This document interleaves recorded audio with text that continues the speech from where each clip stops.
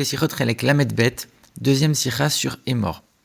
Alors on sait que on a une interdiction de consommer de la nouvelle récolte avant le moment où on apporte l'offrande du Homer dans le temple. Et de la même manière, on a l'interdiction d'apporter une offrande à base de cette nouvelle récolte tant qu'on n'a pas apporté les 2 pains de Shavuot. Donc ça veut dire que la nouvelle récolte, on n'a pas le droit de faire ce qu'on veut avec. On n'a pas le droit de la consommer pour soi-même avant qu'on ait apporté le Homer dans le temple, et on n'a pas le droit de l'apporter en sacrifice tant qu'on n'a pas offert les pains de Shavuot. Et on a une loi qui vient nous dire que si malgré tout quelqu'un a apporté une offrande avec la nouvelle récolte avant même l'offrande du Homer, alors l'offrande ne sera pas valable. Mais si il a apporté cette offrande à base de nouvelle récolte après l'offrande du Homer, mais avant l'offrande des 2 pains de Shavuot, alors, même s'il n'aurait pas dû faire ça, ça reste valable. Alors, on vient de dire que la nouvelle récolte, quand il s'agit d'une offrande qu'on apporte, on n'a pas le droit de l'apporter avant les 2 pains de Shavuot. Alors, pourquoi ici ce serait valable ? Alors qu'on voit bien que quand on est en train de dire la nouvelle récolte et le Homer, tant qu'on n'a pas apporté le Homer, il n'y a pas de nouvelle récolte, même pour soi-même. Alors, à plus forte raison, si j'ai apporté une offrande avec la nouvelle récolte avant même l'offrande du Homer, ça bouge pas. Mais alors pourquoi ça ? C'est une règle qui bouge pas quoi qu'il arrive. C'est-à-dire que tant que le Homer n'a pas été apporté, c'est pas valable du tout. Alors que quand les 2 pains de Shavuot n'ont pas encore été apportés, si tu as apporté une offrande avec la nouvelle récolte, alors on va quand même te la permettre. Alors il y a 3 manières de voir cette loi, d'interpréter les raisons de cette loi. Première manière, c'est de dire, finalement, l'interdiction est la même. L'interdiction de la récolte, de la nouvelle récolte pour un particulier de la consommer, et l'interdiction d'offrir cette nouvelle récolte dans le temple, c'est la même interdiction. La seule chose, c'est qu'on a donné 2 moments différents. Pour les hommes, on a donné le moment de l'offrande du Homer, et pour les offrandes, on a donné le moment de Shavuot avec l'offrande des 2 pains. Mais finalement, c'est exactement le même interdit. Seulement, lorsqu'on a déjà apporté l'offrande du Homer, et donc que le particulier peut commencer à consommer la nouvelle récolte, alors on n'a pas encore apporté les 2 pains. Et donc théoriquement, on n'a pas le droit d'apporter une offrande avec la nouvelle récolte. Mais, comme l'interdiction, elle a déjà commencé un petit peu à diminuer, vu que le particulier, lui, il a le droit de consommer la nouvelle récolte, c'est-à-dire que l'interdit de la nouvelle récolte, elle a commencé un peu à s'estomper, même si il reste encore l'interdiction d'offrir, on a le droit de la consommer pour soi, donc l'interdiction a diminué un petit peu, donc c'est pour ça que même si on a offert une offrande avec la nouvelle récolte et qu'on n'a pas attendu le moment de l'offrande des 2 pains, ça reste valable. Ça, c'est la première manière de voir les choses. La deuxième manière de voir les choses, elle va nous dire la chose suivante. En vérité, c'est pas du tout la même interdiction. Il y a une interdiction pour le particulier, et il y a une interdiction d'offrir avec la nouvelle récolte, c'est une interdiction à part entière. Seulement, c'est pas une interdiction vraiment formelle, puisque la Torah ne l'a pas répétée, et donc, même si c'est quelque chose qui est interdit, si ça a été transgressé, ça reste cachère. Et enfin, troisième manière de voir les choses, c'est que finalement, le fait d'attendre l'offrande des 2 pains de Shavuot pour apporter une offrande avec la nouvelle récolte, c'est pas un interdit à part entière, c'est pas écrit dans la Torah. En vérité, c'est juste qu'on a une obligation de faire en sorte que l'offrande des 2 pains de Shavuot soit une nouvelle offrande, quelque chose qui n'a jamais encore été apporté. Donc, on doit faire en sorte que rien de la nouvelle récolte n'ait été offert avant les pains de Shavuot. Mais il n'y a pas d'interdiction en la matière. Il faut juste faire en sorte que cette offrande de Shavuot soit offerte, soit la première à être offerte avec la nouvelle récolte. Mais à aucun moment il y a une interdiction d'offrir avant ça la nouvelle récolte. On a fait en sorte de ne pas le faire pour que l'offrande de Shavuot soit une nouvelle récolte. Mais il n'y a pas d'interdiction de le faire. Et donc c'est pour ça que si quelqu'un l'a fait, eh bien ça reste valable. Et ça va même plus loin, c'est que si quelqu'un l'a fait, non seulement que c'est valable, mais puisque maintenant l'offrande de Shavuot ne sera plus nouvelle, alors à partir du moment où cette personne-là, elle l'a faite, même on pourra apporter n'importe quelle offrande avec la nouvelle récolte. Alors on sait très bien que lorsque dans la Torah il y a plusieurs avis, même si on ne va pas trancher la loi véritablement, puisqu'on ne peut pas se comporter de plusieurs manières différentes, on est obligé de trancher une seule manière de se comporter. Donc quand il y a plusieurs avis, on va trancher physiquement selon un seul avis. Mais les autres avis restent vrais, c'est-à-dire que spirituellement, les chemins, les messages qu'ils transmettent sont vrais, et il y a une manière d'adopter ces messages spirituels, effectivement dans la vie de tous les jours, même si pratiquement dans l'action physique on ne va pas les appliquer, mais les messages spirituels de ces avis peuvent oui être appliqués.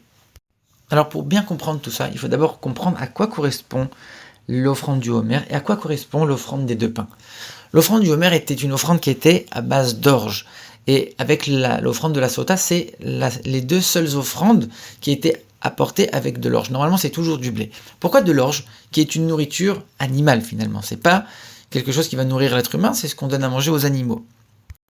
Eh bien, le Homer, on l'a porté pendant la fête de Pessah. Pessah, c'est la fête où Dieu a sorti le peuple juif d'Égypte. C'est-à-dire que avant même que le peuple ait commencé à faire des efforts, à travailler sur soi-même, c'est Dieu qui les a sortis. Ça veut dire qu'à ce moment-là, le mal, l'âme animale, était encore très forte à l'intérieur et on n'a pas commencé à la travailler, à la raffiner. On est uniquement sorti d'Égypte.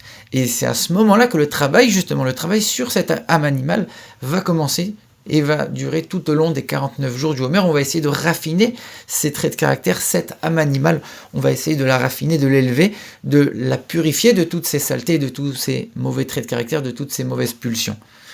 Alors que Shavuot, c'est le moment où on est censé, après ces 49 jours de raffinement et de travail personnel, on est censé avoir atteint un certain niveau. C'est pour ça que là, c'est une offrande qui est faite à base de pain. Ça, c'est le blé, c'est une nourriture qui est humaine. Et c'est aussi exactement la même raison pour laquelle à Pessah, on ne mange que du pain, que de la matzah, on ne mange surtout pas de pain, parce que la matzah, c'est quelque chose qui n'a pas de goût, qui est plat, qui n'a pas gonflé, c'est quelque chose qui montre l'annulation. On n'a pas encore maîtrisé le mal, donc on s'annule complètement pour pouvoir être sûr et certain de vaincre ce mal. Alors qu'une fois qu'on a commencé à dominer le mal, à l'avoir travaillé, à l'avoir raffiné, à ce moment-là, on peut essayer de gérer et de travailler avec ce mal. Et c'est pour ça qu'on n'a plus peur d'avoir un pain qui a monté, d'avoir une nourriture humaine à ce moment-là. Et de la même manière, quelqu'un qui est passé dans le domaine de la sainteté, ça veut dire qu'il n'est plus uniquement en train de quitter le mal. Maintenant, il est en train de travailler et de progresser à l'intérieur du bien.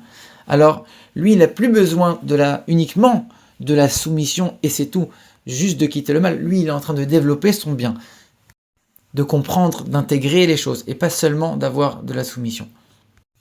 Et maintenant, on peut comprendre pourquoi, à partir du moment où on a offert le Homer, on peut commencer nous-mêmes, en tant que personnel, en tant qu'individu, à manger de la nouvelle récolte. On ne peut pas encore l'amener au temple, mais on peut commencer à la manger. Ça veut dire quoi? Ça veut dire que le Homer, qui est une nourriture animale, ça représente tout le côté animal de l'homme, c'est-à-dire le côté, on va dire, physique, les choses qui ne sont pas forcément dans la Torah et les mitzvot, des choses qui ne sont pas de la spiritualité et de la sainteté, des choses qui sont la matérialité. C'est-à-dire, dans ma vie de tous les jours, qu'est-ce que je vais manger? Je vais pouvoir avoir maintenant cette nouvelle récolte. J'ai eu cette première étape où je remercie Dieu, où je me rappelle que c'est Dieu qui me donne tout, un peu comme quand on fait une bénédiction avant de manger, ou alors quand on nous dit qu'il faut prier avant de manger le matin, ou alors le fait de se rappeler que dans chaque détail de notre vie quotidienne et matérielle, il y a Dieu qui se cache, ça c'est le Homer. On a apporté le Homer, ça y est, on a remercié Dieu, on a dit que c'était ça l'essentiel, c'était ça le plus important et la première étape.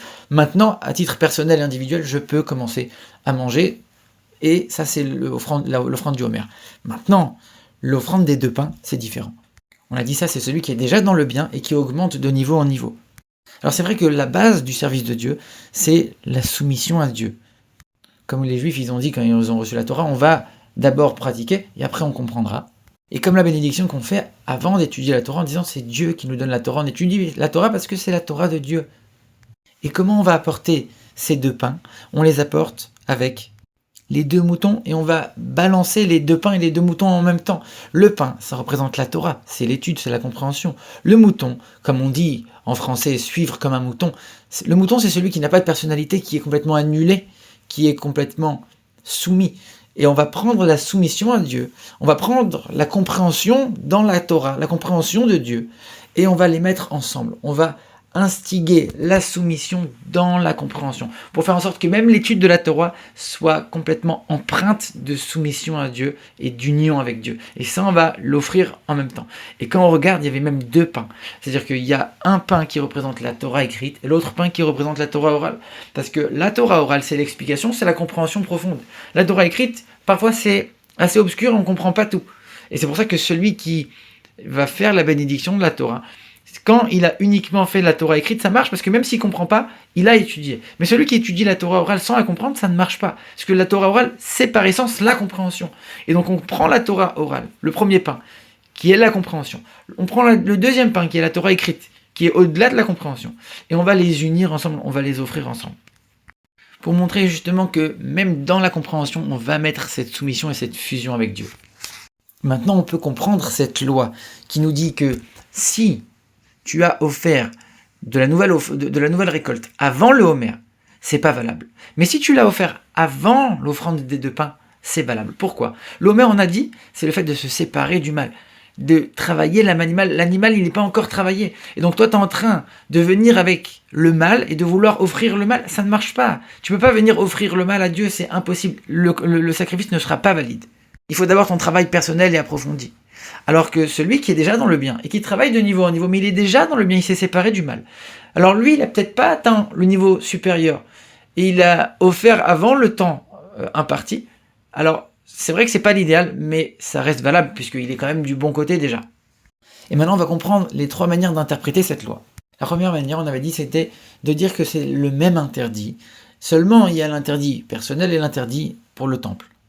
Ça représente celui qui est encore tellement dans le mal. C'est que même une fois qu'il se sépare de son mal personnel, il a un risque de retomber à chaque instant. À tel point qu'en fait, lui, tant qu'il n'a pas atteint le niveau de sainteté suprême, le niveau d'élévation suprême, il a encore un risque de chuter vers le mal. Et donc c'est pour ça que lui, même s'il n'a pas atteint le niveau le plus supérieur, c'est le même interdit, il peut encore retomber dans le premier niveau. C'est pas 2 niveaux séparés pour lui. Malgré tout, même pour lui, si il a apporté avant les 2 pains, alors ça marche, ça veut dire que même s'il n'a pas atteint le niveau supérieur, on va quand même lui valider son travail. Ensuite, on a la deuxième explication qui nous dit que c'est une interdiction à part entière. C'est pas du tout le même interdit pour la personne et pour le temple. Donc là, on parle de quelqu'un qui n'a pas de risque de retomber dans le mal. Et l'offrande, elle est juste pour embellir son service. Malgré tout, même pour lui, tout ce concept d'offrande, c'est uniquement pour permettre un service de Dieu qui va être possible par la suite. C'est une élévation pour après pouvoir commencer le service de Dieu. Alors que la 3e manière de comprendre les choses, c'est de dire que non, ça même, c'est déjà un service à part entière. L'offrande de ces 2 pains, ça doit être une nouvelle offrande. Le fait d'unir la Torah écrite et la Torah orale, comme on l'a dit. Quand on dit nouveau, tout ce qui est premier qui est nouveau, c'est le meilleur en général. Et tout ce qui est nouveau, il y a plus d'enthousiasme à l'intérieur. Et ça même, c'est pas seulement, comme les 2 autres, une porte pour un autre service de Dieu, c'est déjà un service de Dieu à part entière.